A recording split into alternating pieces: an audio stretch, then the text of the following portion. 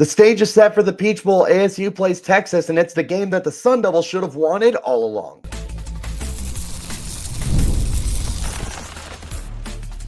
You are Locked On Sun Devils, your daily podcast on the Arizona State Sun Devils. Part of the Locked On Podcast Network, your team every day. Welcome back to the Locked On Sun Devils podcast, part of the Locked On Podcast Network, your team every day. My name is Richie Bradshaw, and I will be your guide for everything Arizona State Sun Devils. Shout out to my everydayers who are here every day, and thanks to all of you for making us your first listen of the day. Today's episode is brought to you by FanDuel. The NFL playoffs are almost here, and it's not too late to get in on the regular season action with FanDuel, because right now new customers can finish the year strong with $250 in bonus bets if your first bet of $5 wins. Visit FanDuel.com to get started. Ladies and gentlemen, we are back. I was hoping to do a live yesterday. That was not in the cards, as if you think my voice sounds bad now, and if you think it has sounded bad recently, it was even worse yesterday. So we will have a live at some point this week. We have lots to talk about. But today, we are focusing on Arizona State and Texas. The Longhorns took down Clemson. They are moving on to the Peach Bowl, where they will face Arizona State. I got some thoughts. We're going to talk about those thoughts. That's where we start, is we have got to talk about my instant reaction. I'm curious what you guys think as well. Later on, we're going to talk about how ASU stacks up to Texas. Before we answer the question, can ASU even win this game? That's all coming up. Here's my instant reaction. This was something I wanted to do yesterday. Didn't get a chance to, but it's all good because I'm going to give it to you now with some more well thought out opinions. Like I said, this is the game that ASU should have always wanted. Not just the team itself, but the fans.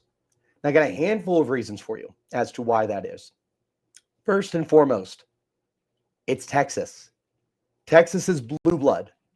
Whether we love them or hate them, whether you support them as a bystander, or you are a diehard Longhorns fan or a diehard Longhorns hater, like myself, 100% horns down, by the way, you'll be getting that several times over the next few weeks. So for the Texas fans that will inevitably find this podcast, here's a horns down for you, and you'll get several more as well. Don't you worry.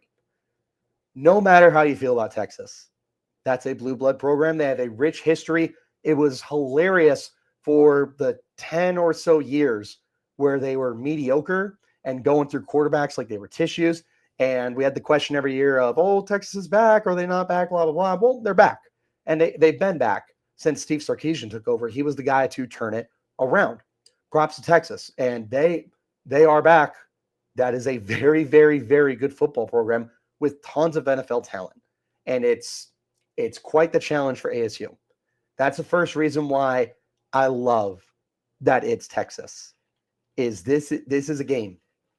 This is a game that every single Sun Devils fan is going to be tuning into. Every recruit that is interested in Arizona State, anyone that has considered Arizona State, will be tuning into this game. It's going to be very telling about the future of this program. Number two, Texas is one of, if not the best teams in the country. From top to bottom, I've said this. From top to bottom, I don't know that there is another roster in college football that has got as much talent across every position, from the starter to the backup to the guy behind him, and so on and so forth. I don't know that there's any program that stacks up the way Texas does. Ohio State is pretty much the only other team that I would consider to be nearly as deep and talented as Texas is. For the next 3 or 4 years, I mean, there's a ton of first-round picks on that roster for 2025, 2026, 2027. There's going to be more kids that are coming in. They're killing it right now. Everyone is afraid of Texas for good reason. And being a team like they are, it makes up for a lot of fun. Now, I've said on this show, and I stand by this because I'm not wrong, they have not played up to the level of their competition this year. There's been a lot of opportunities for them to really stand out as these heavyweight contenders, and they haven't. Their two biggest wins, or their two biggest games, I should say, were against Georgia twice, once in Austin, the other in the SEC championship. They didn't win either of them. They smoked Clemson last week. That is a good win for sure, and I will not discredit that win. That's the way they should have been beating teams all year, the way they handled Clemson, and they haven't. If they realize how talented that roster is, there's no team that should beat them. That should be a perfect 16-0 team. It's ridiculous how talented they are. But I don't know if they are a facade or if they simply just aren't able to play up to the level of talent that they are. I don't know if it's a coaching thing. I don't know if it's a cultural thing. I don't know what it is. But they haven't gotten to that point. But either way, they're still a great, great, talented program. Number 3, this is an SEC program. Ladies and gentlemen, is there anything sweeter than beating an SEC team? Do you remember beating Mississippi State in week 2 and the euphoric feeling that ASU fans had for silencing the Bulldogs, who, weren't quite the dominant program that some of them thought they would be at the start of the year? But nonetheless, we all know, if you were talking with Mississippi State fans, now I had a great experience, and I'm very excited to go to Starkville next year. But there's a lot of trash talk coming from Bulldog fans, and that was from a lower tier SEC school. This is Texas. It's also their first year in the SEC, and they want to think that they've been in the SEC since the 70s. They are all talk. They always have been. They're the biggest yappers in college football when it comes to their fan bases. Biggest yappers. Here's another horns down for you guys in case you forgot. There is nothing better than beating an SEC team. I imagine it's going to be even better if you beat a team like Texas. Number 4. Oh, speaking of yappers, here it is right in my notes. The fans are yappers. Now, you got reason. I'm not going to take that away from you. National championships, Heisman trophies, tons of college football Hall of Famers, NFL Hall of Famers. That is a storied franchise. I already mentioned you're a blue blood. You have every reason to talk, but it doesn't take away from the fact that y'all are just yappers. Like, you have all pros in the NFL. You have all sorts of good stuff. Your fans are all pro yappers too. Some of y'all need to be put in the Hall of Fame for it. It's phenomenal. Even when you were bad, you still talked like you were the best. Getting a win just to shut you guys up. Oh, man, that would be good. Number 5, a win of this caliber. It would change ASU forever. We are already witnessing this huge change. And it's hilarious that I will have people that come up to me in my comments. I have other people that I've talked with in person that'll say this. It's along the lines pretty much of like, oh, you guys don't know how to win, and this isn't something usual for you, blah, blah, blah. To which I say, yeah, kind of, sort of.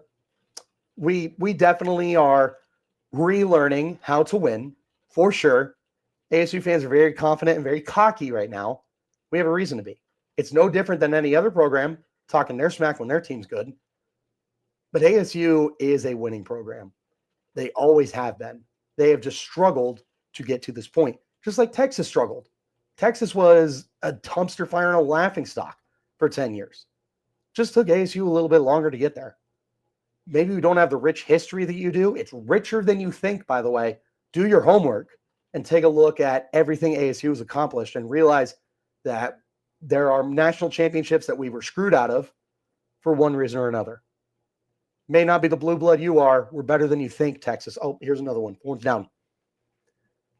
Beating Texas, though. This is something that changes ASU forever.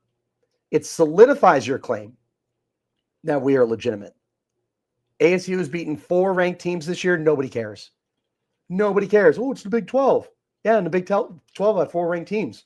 Only 2 of them were ranked by the end of the year. I don't care. If you want to play that game, Texas only has 1 ranked win right now, and it's Clemson. If you want to go through their schedule, they beat all sorts of teams that were ranked at the time, but you'll keep that goalpost for Texas. You're going to move it for ASU. So if you want to do that, we can do that. It's up to you. Nonetheless, little off track there. This is the win that everyone would go, all right, no, ASU's legit. Desmond Howard would swallow his words forever. If he doesn't feel stupid for the comments he made about a month ago at this point, if we beat Texas, he'd feel even stupider. As a little bonus, though, the Big 12 is counting on you. Speaking of the conference, this game is not just for ASU. Remember that Texas was part of the Big 12 and they left. In fact, they were the trailblazers for conference realignment. What USC did to the Pac-12, a lot of that was inspired by Texas and Oklahoma leaving the Big 12 to go to the SEC. That was a huge reason for it. Big 12 is pretty upset, and they should be. All the teams that have been there forever, Oklahoma State, Baylor, TCU, Texas Tech, the newer teams, Houston, BYU, UCF, Cincinnati, the brand new teams, Arizona State, Colorado, Utah.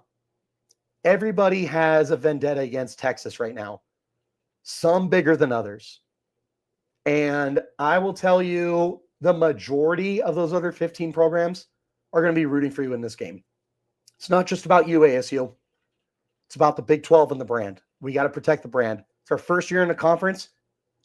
Everyone's putting a lot on our shoulders, but you know what? We've responded all year long.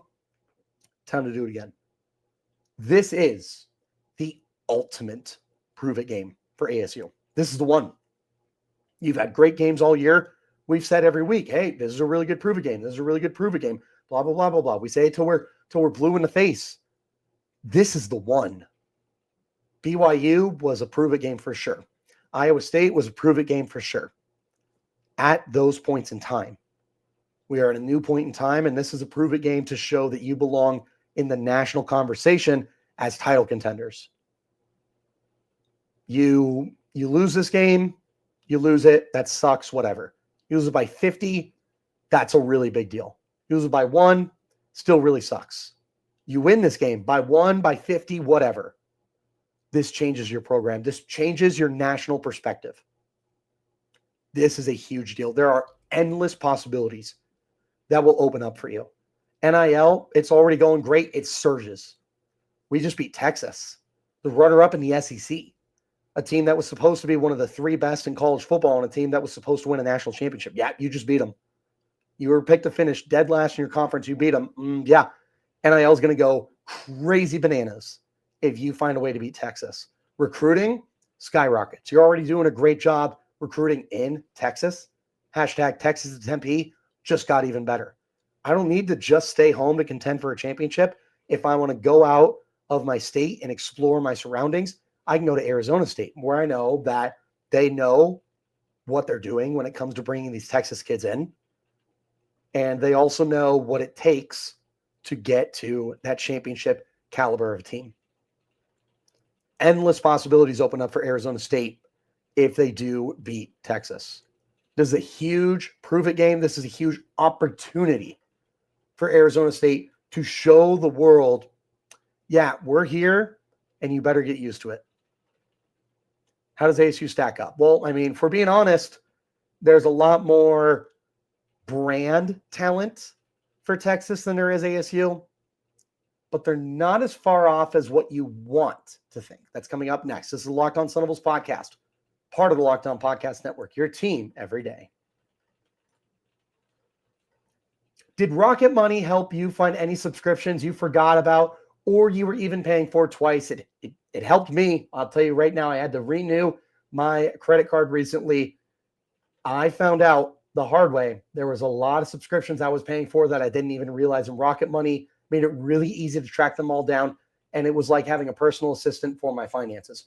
Rocket Money is a personal finance app and helps find and cancel your unwanted subscriptions, monitors your spending, and helps lower your bills so you can grow your savings. It brings everything together all in one place, whether it's subscriptions, your spending habits, or even your goals that you want to hit this year. Rocket Money has over 5 million users, and it saves a total of $500 million in canceled subscriptions, saving members up to $740 a year when using all of the app's premium features.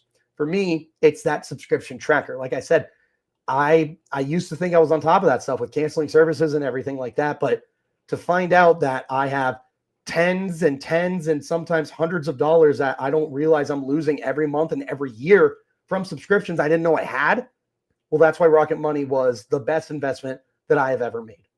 Now I don't lose sleep. There's no more stressing. about budgeting every month. I can focus on what I need to focus on. Cancel your unwanted subscriptions and reach your financial goals faster with Rocket Money. Go to rocketmoney.com/lockedon today. That's rocketmoney.com/lockedon. rocketmoney.com/lockedon. Thanks as always for tuning in to make Locked On Sun Devils your first listen of the day. Shout out to my everydayers who are here every day.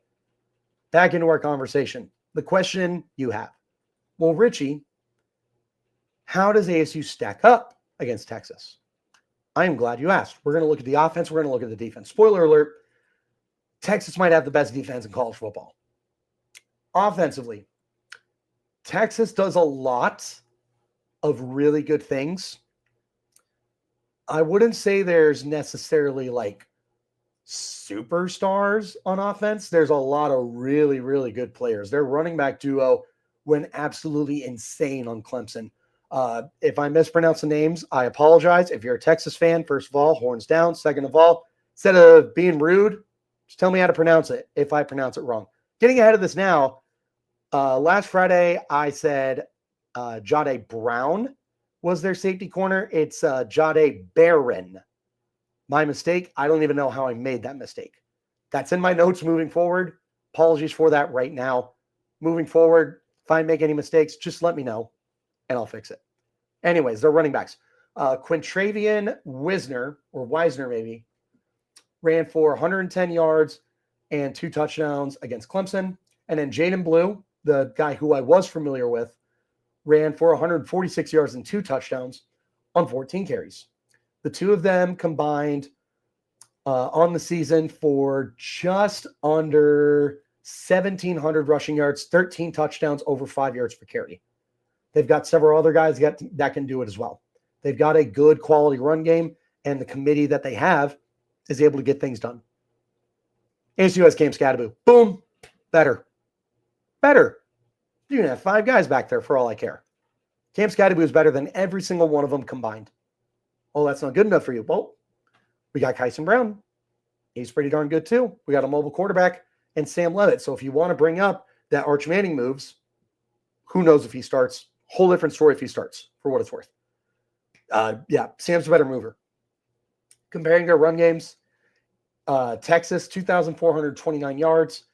ASU, 2,585 yards. ASU has one less game played because Texas had a playoff game. Both teams went to their conference title games. ASU is the better run game. Perfect. Check that off. Passing games.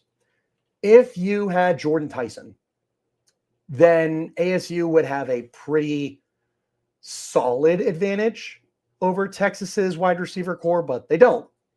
They could. That's a really interesting situation that I'm not really going to touch on too much until we get more information about whether Tyson could return. Because to me, that's just a lot of hope that ASU fans shouldn't be focused on right now. But you look at their receiving core, you've got Isaiah Bond, you've got, is it Marcus Golden? I got to open it up. Matthew Golden, Ryan Wingo, is their freshman that is definitely going to become something special for them.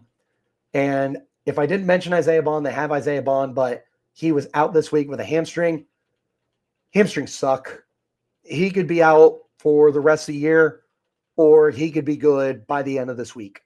I never know how to measure with hamstrings. I don't think anybody knows. If Isaiah Bond is not in this game, I tell you that levels the playing field because ASU doesn't have Jordan Tyson. If Isaiah Bond is playing, they definitely have a little bit of advantage. But here's something that's going to piss off Texas fans. First of all, horns down. Here's something that's going to piss off Texas fans. Sam Leavitt's better than Quinn Ewers. Definitively, it's not close. Quinn Ewers, with time missed, whatever. 26 touchdowns, 10 interceptions. Okay, that's fine. He missed some games. Totally understand. Sam Leavitt only missed one game, 2,663 passing yards. So that ended up being, computer's nice and slow, of course. And then he also had 24 touchdowns against 5 interceptions. So half the amount of interceptions, 2 less touchdowns, and 204 passing yards difference. So, yeah, Ewers' numbers are better-ish. He's not better than Sam Leavitt. And if you think that, then you're wrong, and I don't know what to tell you. Sorry. Arch Manning, different story. That thing scares me. It's that meme of oh God, I don't know the video game, but like this character's like silhouette is talking like an interview like you would see on like a cold crime files case, whatever it is. And he's like, yeah, nothing scares me, but that thing scares me. That's me with Arch Manning. Like, yeah, Quinn Ewers doesn't scare me, but Arch Manning scares me. We'll see what happens. Quinn is their guy until further notice. If they start losing, maybe he comes out. We'll see what happens. But Quinn Ewers, yeah, I'm not scared of Quinn Ewers. Sam Leavitt is better than Quinn Ewers. You think otherwise, you're wrong. Offensive lines, Texas should have the better offensive line. They've got first round bookend tackles, Kelvin Banks and Cameron Williams, but they've allowed 30 sacks this year compared to ASU's only given up 18. I would still tell you Texas should definitively have the better offensive line. They don't statistically. I'm still in and out on that. Tight end, ASU's got a stud with Shimon Mateer. Texas definitely has the edge there with their tight end. Is it Gunnar Helm? Yeah, Gunnar Helm. He's a beast. Defensively, I already said it. Texas, probably the best defense in the country. If you don't have the stats in front of you, allow me to introduce you to these stats. 41 sacks, 20 interceptions, 18 forced fumbles, 9 fumble recoveries. I also do not have the stats in front of me for yards per game, points per game, stuff like that. Willing to bet they're pretty darn good. This is a great defense. They have blue chip talent, 5-star talent, NFL talent. They've got Colin Simmons off the edge, a true freshman who's leading the team in sacks.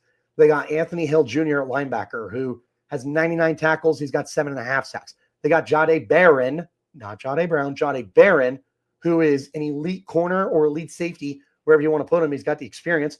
I love him as a draft fan to end up being a climber. I have him in my first round mocks that I do for Sports Illustrated's Arizona Cardinals page. He's only going to get higher for me. And then Andrew McCuba. That was a great transfer portal ad for them. He's such a beast at safety. He's so good. That defense is great. And we know ASU doesn't have as much like talent when you consider 5 stars and who's going to be a top 5 pick and stuff like that. But ASU still has very, very good defensive players, several guys that are next level guys. They play through unity.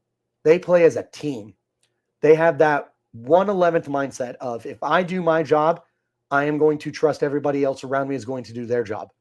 And they've been great this year. The numbers, sure, they're not nearly as sexy as Texas is, but they play just as good of football. Oh, they're playing different level of competition. It doesn't matter because ASU is playing with something that isn't measured statistically, and that's with confidence, swagger, and unity. I mean, these guys love each other. It's a brotherhood. You can't measure that on a stat sheet. So sure, ASU doesn't have 41 sacks. They're still more than good enough to get the job done. So there you go. ASU on offense. ASU has some edges. Texas has some edges. Defensively, yeah, Texas is 10 times more talented, but that doesn't mean they're 10 times better. So sure, ASU stacks up. Better than what you would think. Can ASU win this game? That's the big question. We're going to talk about that coming up next. This is the Locked On Sun Devils podcast, part of the Locked On Podcast Network, your team every day. The NFL playoffs are almost here, and it's not too late to get in on the regular season action with FanDuel, America's #1 sportsbook. Right now, new customers can finish the year strong with $250 in bonus bets if your first $5 bet wins. FanDuel has so many ways for you to pick up that W. I love player props personally. You can get that anytime touchdown, how many points someone will get, anything like that. It's thrilling. It's a ton of fun. You can bet overs and unders on yardage. You can do just about anything when it comes to player props, as long as you can imagine it for yourself. You can also take a look at ASU spread against Texas. 13.5 points favor the Texas. I'm betting on that. Curious if you guys like that as well. Visit FanDuel.com to join today. That's FanDuel.com for your chance at $250 in bonus bets. Make every moment more with FanDuel, an official sportsbook partner of the NFL. One last time, thank you all so much for tuning in to make Locked On Sun Devils your first listen of the day. And a shout out my everydayers who are here every day. And a horns down for the Texas fans in here. Can ASU win? Here's a short answer. Yeah, why not? Why not? You can look at a paper roster all you want. Yeah, across the board, Texas is better than ASU. If that's the way you want to measure this game. Who has more talent? Who's going to have more first-round draft picks? Who's got the better recruiting classes? Who gets better transfers? Whose coach has done more? Blah, blah, blah, blah, blah. Whatever you want to pull up, yeah, Texas probably has the advantage over ASU in just about anything you would like to do. Statistics nationally, Heisman Trophy winners, previous national championships, whatever. Texas has more across the board than ASU does. If there's anything that ASU has more than Texas historically, let me know what it is. Because they are blue blood. They are a blue blood program. There's no ifs, ands, or buts about it. That doesn't mean you're going to win every football game. I don't know when the last time Texas was undefeated was. It's been a minute. Texas hasn't won a national championship since 2005, 2006. It was Vince Young. And I think they had to split the championship with USC, if I'm not mistaken. So it's been a minute that Texas has been to this point. They're riding really high right now. When you're flying that high, better not look down. And part of not looking down is overlooking an ASU team that's been overlooked all year long. All year long. Picked to finish last in the Big 12. Nobody thought they'd get more than like 3 wins this year. Vegas's win total was 4.5. They have been doubted all year long. Here's a list of reasons why you should be confident. Starting with that, they've been doubted all year long. And you know what it's done for them? It's given them confidence, it's given them swagger, and it's given them something to play for. All offseason, what do we hear? Yeah, we don't care about the outside noise. We don't care what anyone thinks. Yeah, they don't care. But you know what? That doesn't mean that they don't hear you. You don't have to care about what someone thinks. You're going to hear it, though. And when these kids repeatedly get told, you suck, you're going to lose, you are a bad program, you do not deserve to win. It's going to start a fire in their belly, and it's going to piss them off. And then you're going to get the product that you see right now. They are as hot as any team in college football. Not because they're the most talented team, but because they are the team playing with the most confidence. There's nobody in the entire nation that they're afraid of. There's 8 teams left in the college football playoff.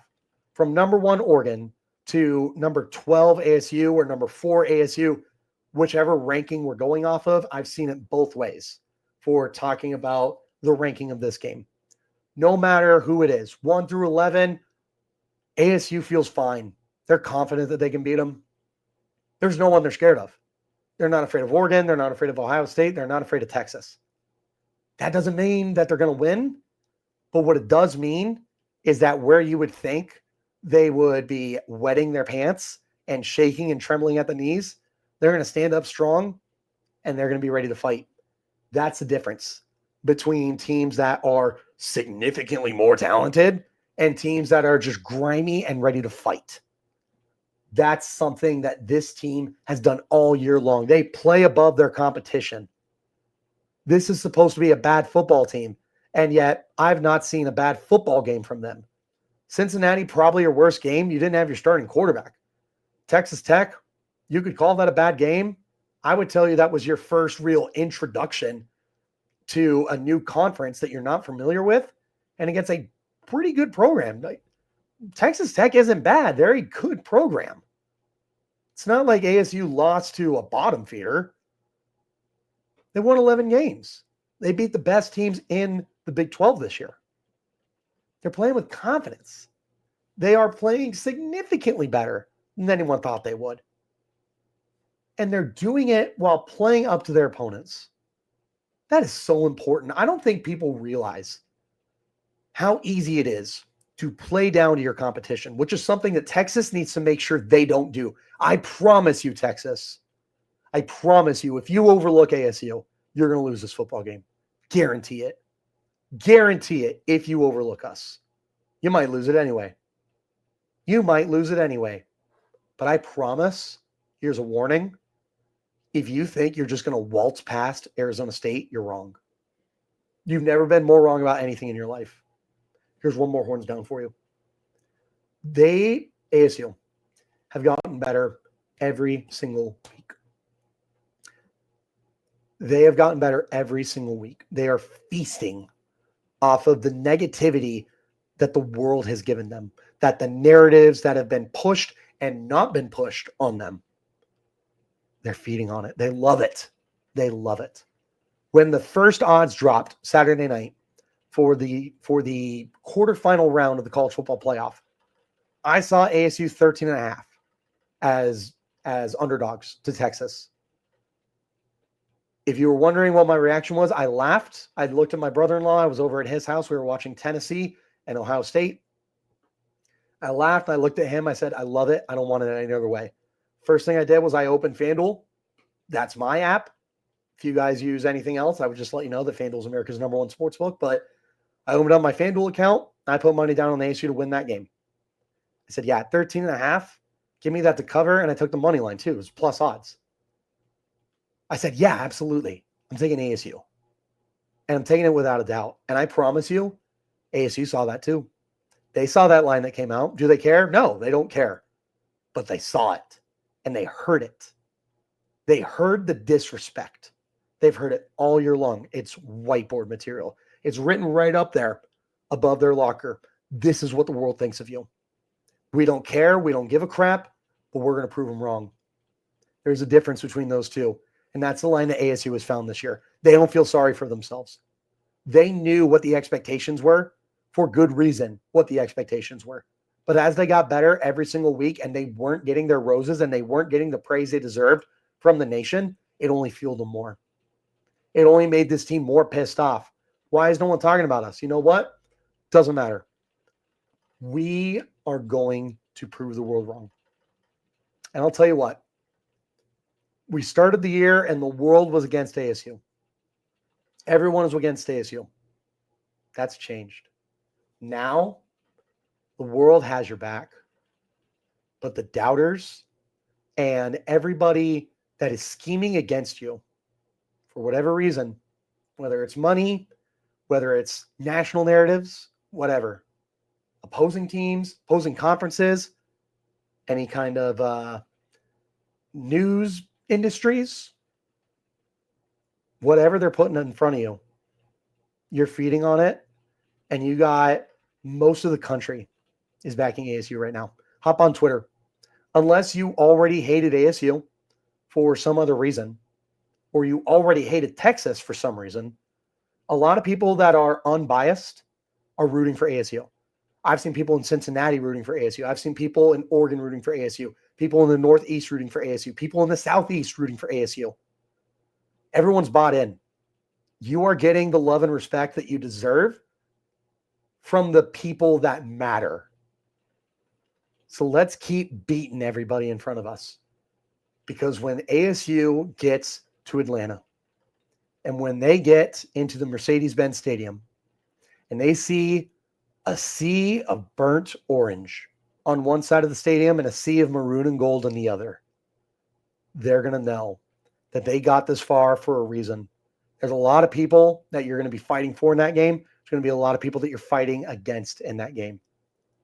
In Texas, you better pack a lunch because it's going to be a long day. And you are going to get hit harder than you have in years. Years. Because there's one thing that's more dangerous than a talented team. It's a driven team. The Sun Devils are that. So I promise, don't overlook them or you are going to lose. What did you guys think? What was your reaction to this? Were you panicked when you saw ASU was playing Texas? Were you excited like I was when you saw ASU was playing Texas? Let me know in the comments. You can hit me up on Twitter at Richie Bradshaw36. The podcast is there at LO_Sun Devils. Wherever you're getting your shows, like, subscribe, and turn on notifications so you get an update whenever we post new content. I appreciate each and every single one of you guys for tuning in. Even the Texas Longhorn fans who are tuning in, I appreciate you guys for showing love and support to the channel with my horns down for you. I especially appreciate my everydayers who are here every day. Plan for the week, kind of tentative. We will be back tomorrow for Christmas Eve. I do not know what we're talking about. We will be back for Christmas Day. I do not know what we're talking about. We still are planning to be every day unless something pops up, which I will give you guys a notification. We're also going live at some point this week. It will be after the holidays. It might be Friday. I have no idea. You guys let me know what you want to hear about. You guys let me know when we should go live. We'll make it work. I appreciate each and every single one of you guys. Till next time, you keep it locked right here on Locked On Sun Devils. Forks up and horns down.